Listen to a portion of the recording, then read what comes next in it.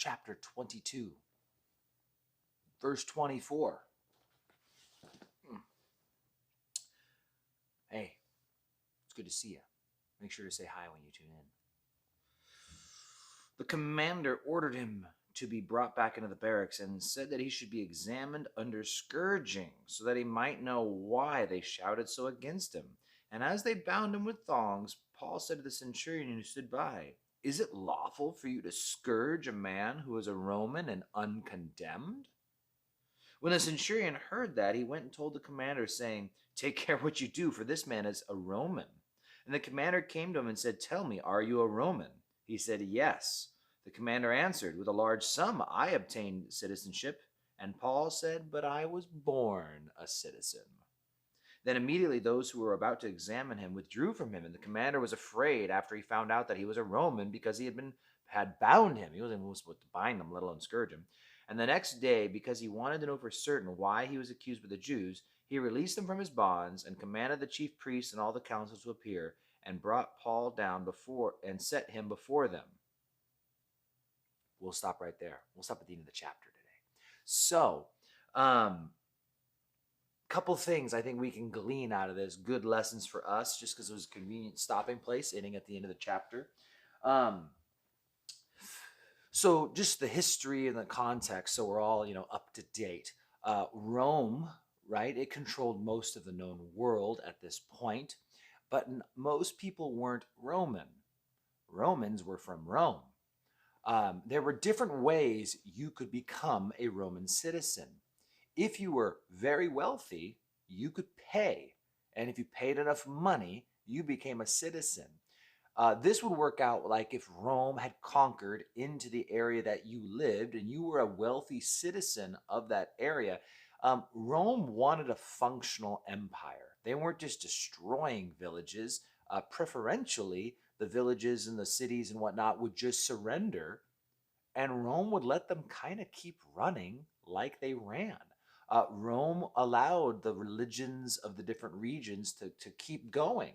They tried to let local leaders lead. That's why King Herod was placed over all of Israel. Herod the Great, back in Luke chapter 2, the Christmas story, Herod. That's why Rome did this, because they wanted the cities to keep going and growing. They wanted to increase their GDP, and and so they were trying to, keep things running. But if you were wealthy and they came to your city, you could pay them and then become a Roman yourself. And this gave you so many perks. We'll get to the perks in a second. But aside from that, you could serve in the military. If you served long enough and you lived, you could come out the other side a Roman citizen. So this was a big deal. And actually, this is one of the reasons why Rome had to keep conquering, was because of the fact that they would keep on offering land that came along with their citizenship to the soldiers. Well, as the new soldiers signed on, they'd have to keep conquering more land and give out the land to new soldiers. And that became an issue where they were forced to expansion. And that actually was part of what led to the fall of the Roman Empire. But lastly, of course, you could be born into it if you were born to a Roman citizen. So obviously, Paul's parents were Roman citizens, and it was more prestigious to be born into citizenship because, you didn't have to do anything for it. You've just always been a Roman.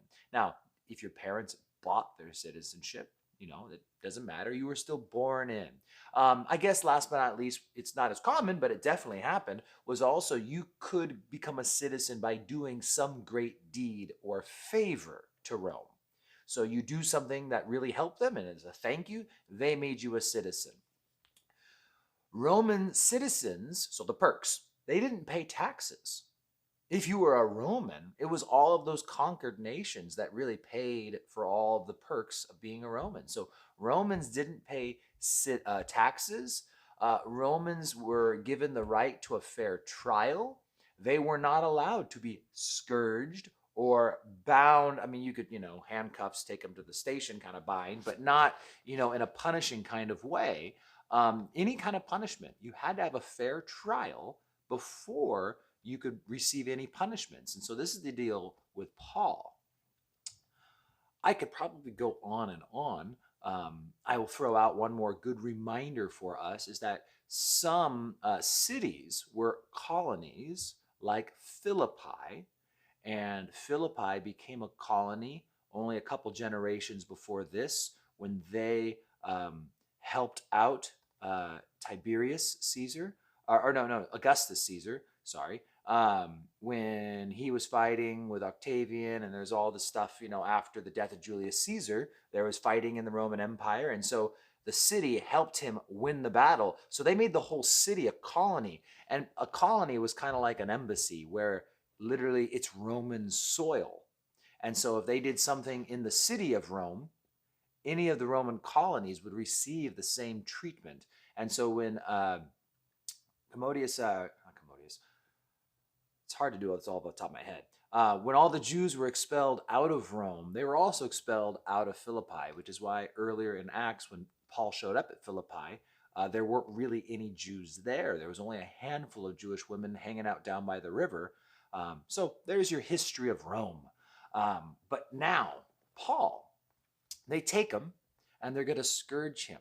Now you'll note that he allowed himself at Philippi to be thrown in jail, and it was unlawful. He was thrown in the stocks in the lower level of the dungeon, and that's a punishment. That's where all the poo goes. That's really the way those jails worked, is they would wash out the upper layers and they would flow down to the bottom. Peter was kept in, I think, Maritime prison in Rome, and I mean, it's disgusting. It would fill feet deep in the excrement from the upper layers of the prison. And so you didn't like getting put down there. And that's where Paul was put in Philippi. I don't know what his prison was like compared to the one Peter was in, but am I rambling? Hope not. But here's the thing. As Christians, and this is something that is really important to us today in America and all we've been facing with COVID and with the government, I've been following Maine lately. I got a friend out there who's a pastor, and he's speaking out and taking flack at his church in Bangor. And the point is that they're being told that he's got a recovery help group, for drug abuse and alcohol and whatnot, and they can meet. The recovery group can meet, but if they open a Bible or sing a worship song, it all of a sudden transforms into a dangerous, unlawful assembly. And so the point is we as Americans ought to know our American rights. And being an American is so, bear with, it's so insignificant and pathetic in comparison to being a Christian. I should never have a patriotism for my country that goes anywhere even close to my love and zeal of God and His Word and His Son. But that said, thank God I'm an American, and I enjoy being a part of this country, and I don't think there's a single country on the planet that I'd rather be in. But because I'm an American, taking the time to know my rights, taking the time to know the Constitution, how our government works, all that civic stuff that may have bored us in high school when they were forcing us to learn it, it's very handy to understand in the day and age we live. I see people on Facebook all the time on both ends of this spectrum that we all know there's a spectrum that exists concerning all these things. And some people are declaring that they have rights that I don't know if they actually have those rights. I don't know. Other people are thinking that certain types of oppression are okay and acceptable, but they go against our American rights, which were really based off of our God-given rights. But point is in Philippi, Paul allows himself to be imprisoned, and then, though, he forces the magistrates to come themselves and let him out because they unlawfully locked up a Roman. Here, from the very beginning, Paul demands that his Roman rights be recognized. Why? For the furtherance of the gospel. Paul is trying to do God's will and God's work, and he knows his rights as a citizen, and so he uses them to get God's will done. This isn't about Paul's will, and I think that's something all of us need to be really careful of and really think about, is if I'm going to put up a fuss about anything that the government is trying to do, It's the things that really matter to me as a Christian. It's the things that matter to the gospel. It's the things that matter to ministering to people. I'm still not putting up a big fuss or a fight about the things that happen outside of the church. But inside the church, it's a different thing. And I will hold people to the rights that are given to me by the Constitution, because we don't have a king. We have a Constitution. And it is by the Constitution that our governors, that our president, that our Senate, and that everything is really measured by. And so it's a reminder that if things are told and they contradict the Constitution, well, I'm going to side with the Constitution. Just like if a dirty cop came up and told me that I should go off and do something, or that I could do something that I knew was unlawful, I'm not going to listen to him. I'm going to listen to the law, and it's just a reminder. I might see said, hey, you don't need to worry about that. Well, it's like, well, no, that's the law. And so I'm going to do it even though you're telling me I don't need to worry about it. And on the flip side, he might say you should go off and do something. And well, no, that's against the law. I'm not going to go and do that, because the law is the law of the land. And the Constitution helps us interpret and understand those laws. And sometimes people actually pass laws and this is not even, law has to go through a system. We have a lot of edicts, or I don't even want to call them, right? The governor's proclamations and things. Those aren't laws. They're not. And then I'm not trying to be like, those aren't laws. I'm just saying, like, no, technically they're not laws. Executive commands can go out. That's different than a law. And if we paid attention in civics class, and I really didn't, I'm like playing catch up lately, then we would understand. And so tying this in this text, Paul demands his rights because he knows that he can use this to help get the gospel out. By Paul demanding his rights, he will stand before Festus and Felix. He will stand before Herod Agrippa. He will stand before Caesar Nero. All because he knew his rights and he exercised them. And Jesus said, you'll stand before kings. Well, this was the way that he got there. He knew that by standing up for his civil rights, he was able to then exercise God's will and get amazing things done for the body of Christ. And so let us all examine ourselves. Am I just a rebel? Do I just have a rebellious heart? I like fighting back against the man? Or is the gospel the edification of the church?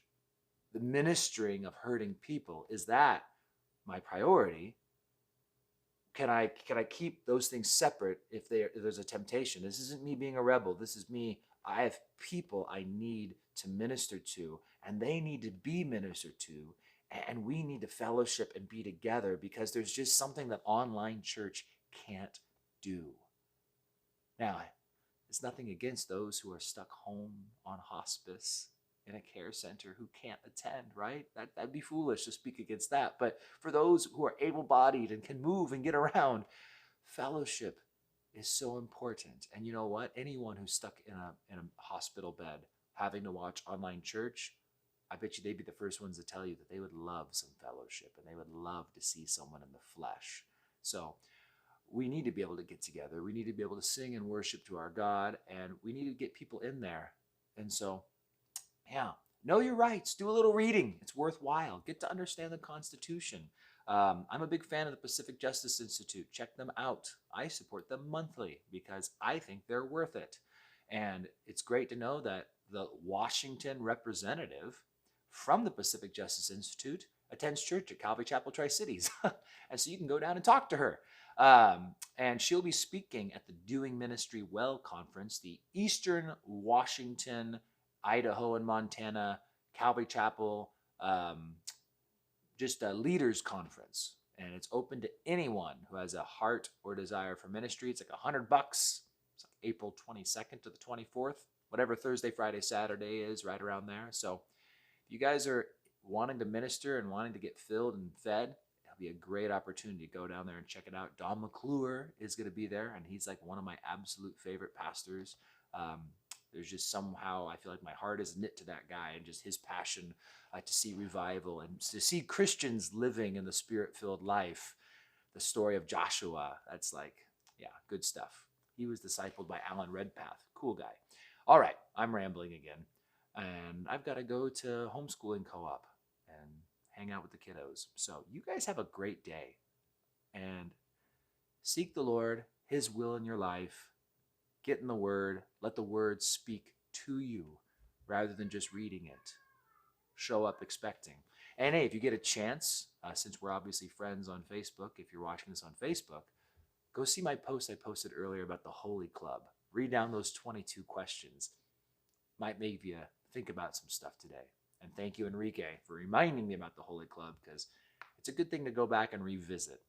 All right, guys, you guys take care and have a great, great day.